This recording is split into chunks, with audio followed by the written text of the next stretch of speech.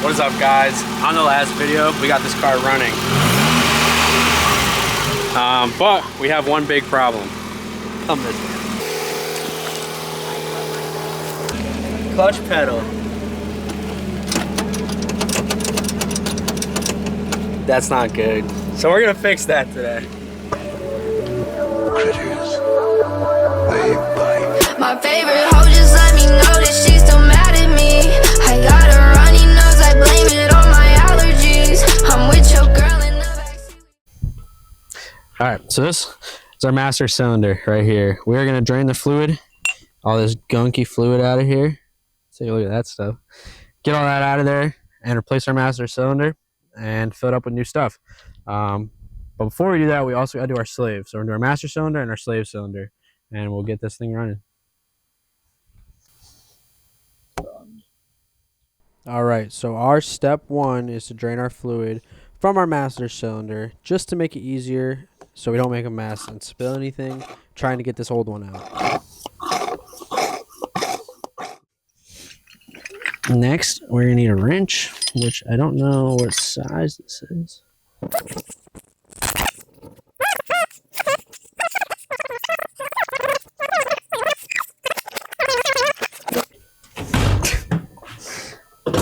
We're going into my toolbox to get my tools. Thanks, Lex.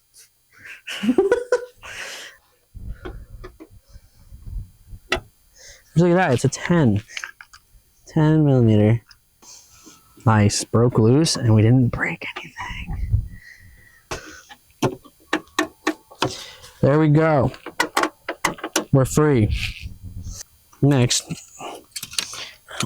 we're taking off the master itself.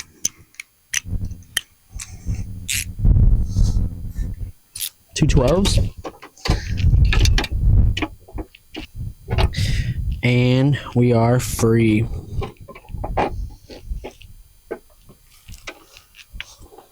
Boom. So, the way your clutch master works is when you press on your clutch, that little thing in there, that little right in the middle of that hole, that little metal poker will poke into this hole, and that will send clutch fluid out that line down there and to your clutch. So we're replacing this. Yeah, I see it right there. We're probably gonna take the wheel off to make it easier. And that's what I thought, that it would be easier. Your slave cylinder is behind your front passenger wheel on the early NA Miatas, and it would have been easier. But I ran into some problems and didn't realize that every lug nut on my car was one of the security ones. So enjoy my crash out trying to get them off, after realizing that I used a normal socket.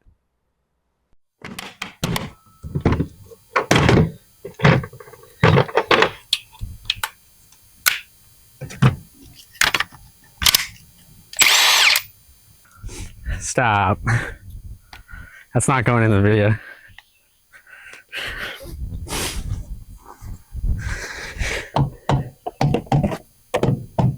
Dude, it's not budging at all.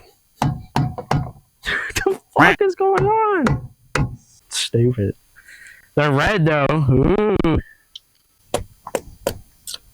On. It's supposed to shoot up. Give me a second. I didn't get the beginning part of the video either. No. Should I even say that? I'm supposed to be a family-friendly channel.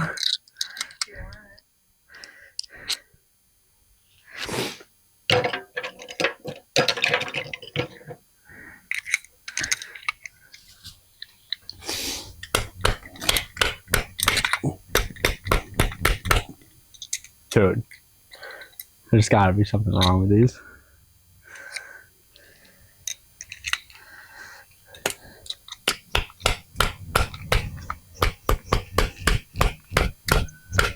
No fucking way!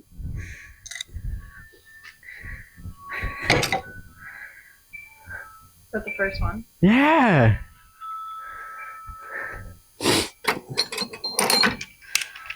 It's always something, right? Do you have extra lug nuts? I think so. This might be gone forever. The socket? Yes, I might have lost this socket. Well, you might have lost this socket. It's my socket. Yeah, this is your socket. Alright guys, we took our wheel off to get better access to our slave cylinder. You can't really see, it's that rusty piece of shit that's in there. There's 2 bolts and then there's our hard line, and there's also a zip tie holding something together, which is never a good sign. So I guess we'll figure out if we're gonna snap a bolt or not. Alright. Day 2 of swapping out our slave cylinder and master cylinder on the Miata. We started taking everything apart. Everything is disassembled, and then we went paddleboarding. Enjoyed the weather out on the water. Now it's time to finish the job and reassemble everything. So let's get to it.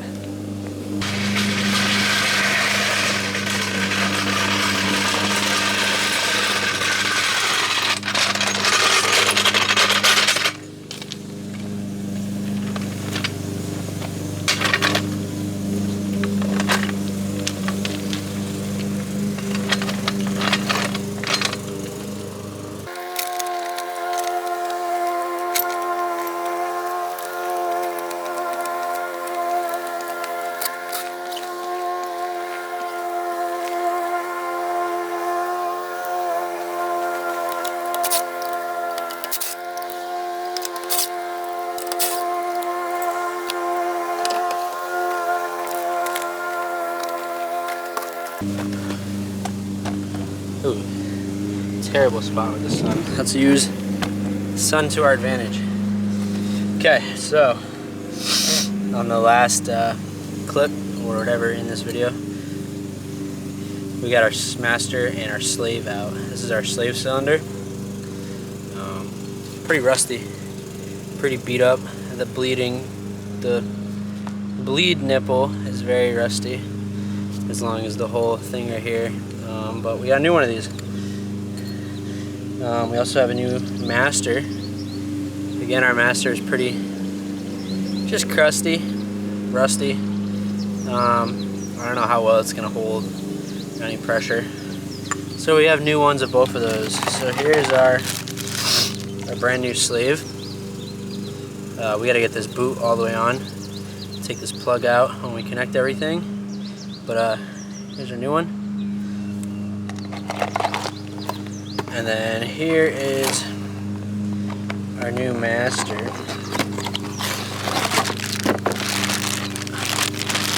There's our new master cylinder.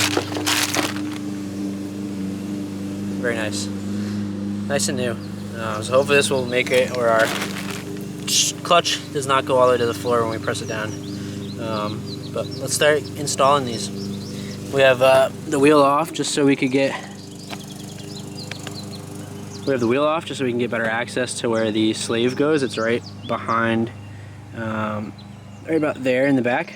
And we'll reattach that with 2 bolts, and then we'll attach the line with a 10mm, the hard line with a 10mm flare nut. It's kind of hard to film. I'll try my best, but it's a tight spot. And then we'll work our way up top and do the master cylinder. That is impossible to film while working, so I'm going to show you guys. Right there is where the end of where our slave cylinder sits in. So our slave cylinder, the boot part, sits into that little ring right there, and then bolts on to those 2 bolt holes. And then we have our line right there, which is then coils up in the little pigtail and goes up top. So we are going to attach that, and I'll see you guys when it's back in. Alright, so there is our slave cylinder in. Like I said, those 2 bolts. The front boot part goes through the little lever that's right there. There's, I believe, your clutch fork. I will edit this if I'm wrong, but I believe that's your clutch fork. Those 2 bolts right there. And then that little opening on top is where our hard line is going to go in, and that is our bleed spot right there. So I'm going to tighten those 2 bolts down and attach that hard line. Alright, we're attached to our clutch fork. 2 bolts in, and our hard line tightened down. Let's jump to the top of the car and get the master cylinder in. So this is like our best view that I think I can get while I still have room to work. So right here is where our clutch goes. See that little nub? I think I have a clip of it already, but that little nub, when you press your clutch in, will press into the master cylinder as like we were bleeding it, and it would push in and push fluid out. Here's our hard line, and here's our 2 bolts. And that's all we gotta do is attach these 2 bolts on, attach our hard line, and then we have to bleed it. And we are hopefully good to go after that. Goes on here like this. And then we put our 2 bolts on.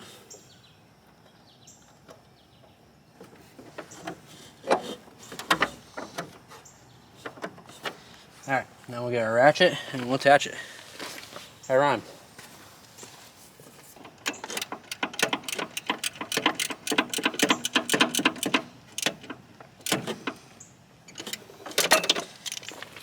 Alright, so our master's on. Let's attach our line, hard line.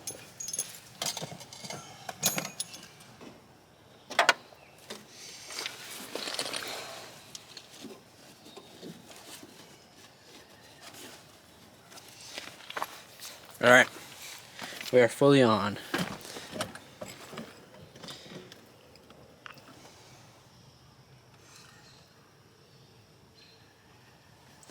All right, so fully attached. Now we're gonna go get Lex so we can bleed it, and then we will be hopefully better clutch pedal pressure. All right, in the middle of our clutch job, decided to pull off our front bash like bar, the stock OEM one, and I knew that our passenger side one was a little dinged up. I was not aware of how bad it was underneath. This car has definitely been into an accident on this front end, as you can see. This one is crushed in compared to this one.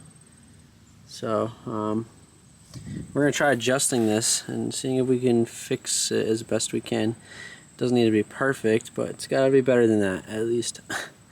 So yeah, let's get to it, and then hopefully we'll have this whole front end painted too. So let's take this off.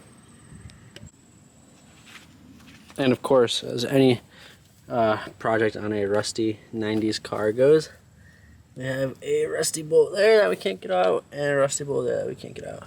So our plan, because I want to save this thing, I don't want to bend the metal too much on it. I'm going to cut a slit in it with like a Dremel and a little grinding wheel and use a flathead to hopefully spin them out. Right now I have some PB blasters sitting on them, so hopefully that helps loosen them up, and then maybe we can paint the front end today if we get everything lined straight. Okay, so our plan is to take care of any surface rust that might be underneath our fenders and in the front of the car. You've already seen in the earlier clips that I already went ahead and got this done and painted with a rust reformer. But I'm going to show the clips anyways, and there'll be more of this throughout the car because there's a lot of surface rust.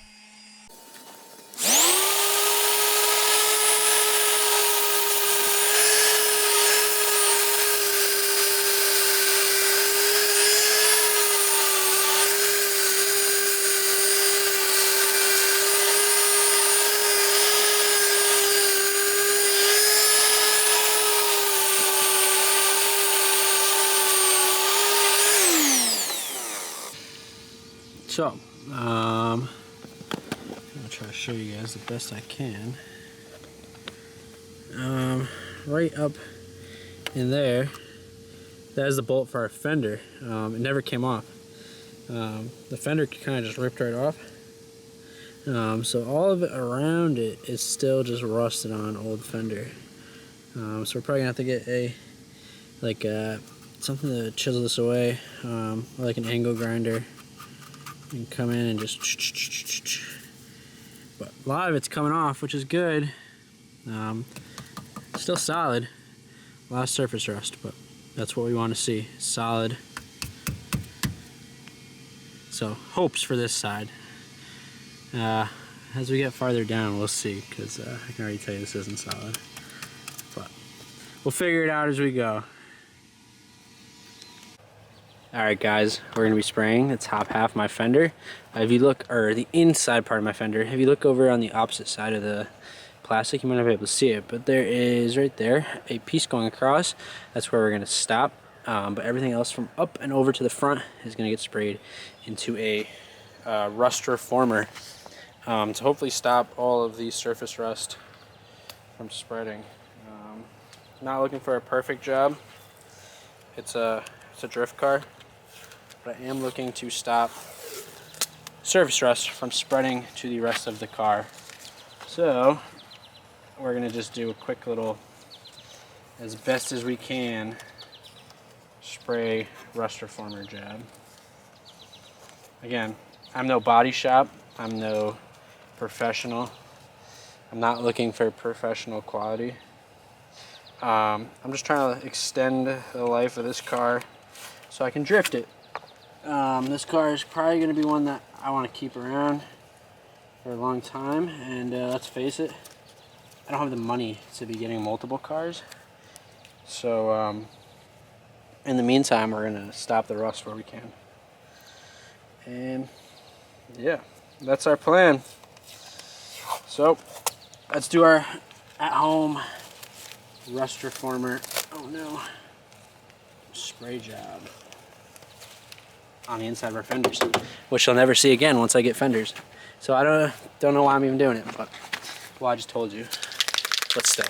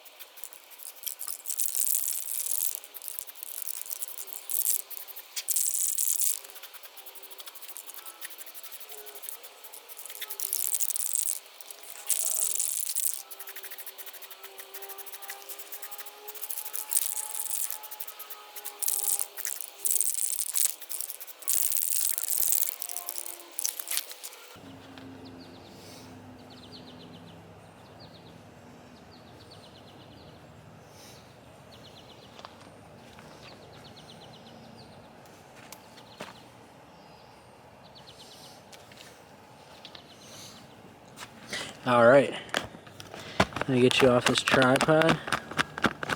So again, I stated before, I'm no means looking for perfect. It's a drift car. We're trying to minimize the spread of rust. We had a lot of, I know there's like some not overspray, but some drips, but this is never ever gonna be seen. It's gonna be covered by a fender. So I don't really care. This is to prevent rust. And a lot of surface rust was around like this area. You can still kind of see where it's like a little bit of pitting. But this stuff that I'm using is a rust reformer. It's supposed to convert rust to protected paintable surface. So the point is stop the rust. So we just kind of did along here. You know, some of it's still drying. We just got done spraying. But I think for what we were trying to achieve, I think it looks great. Down there, I still have to take care of the bottom half of this fender, so I try to stop down there, just because there's more stuff that has to happen down there before I'm able to paint. But I think the top half looks pretty fucking good.